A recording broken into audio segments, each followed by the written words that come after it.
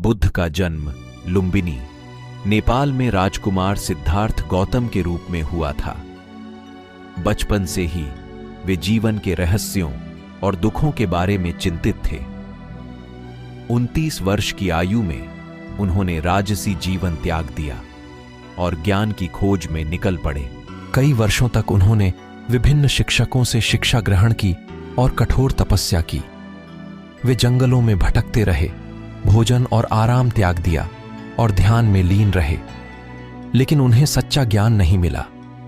एक दिन वे बोध गया में एक पीपल के पेड़ के नीचे बैठ गए और दृढ़ संकल्प लिया कि जब तक उन्हें ज्ञान नहीं मिल जाएगा वे वहीं बैठे रहेंगे।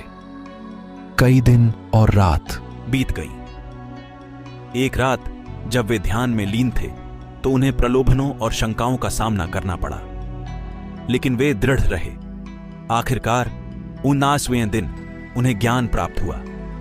उन्हें 4 आर्य सत्य का ज्ञान हुआ: दुख का सत्य, दुख के कारण का सत्य, दुख के निरोध का सत्य और दुख के निरोध के मार्ग का सत्य। ज्ञान प्राप्त करने के बाद बुद्ध ने अपना जीवन दूसरों को सिखाने में समर्पित कर दिया।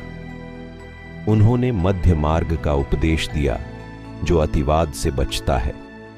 उन्होंने अहिंसा, करुणा और सद्भावना का संदेश दिया। बुद्ध की शिक्षाएं आज भी प्रासंगिक हैं। वे हमें जीवन के दुखों को समझने और उनसे मुक्त होने का मार्ग दिखाते हैं। वे हमें सिखाते हैं कि कैसे एक शांतिपूर्ण और खुशहाल जीवन जिया जा सकता है। यह कहानी बुद्ध के ज्ञान प्राप्त करने की प्रेरणादायक कहानी है। यह हमें सिखाती है कि दृढ़ संकल्प और कड़ी मेहनत से कुछ भी हासिल किया जा सकता है।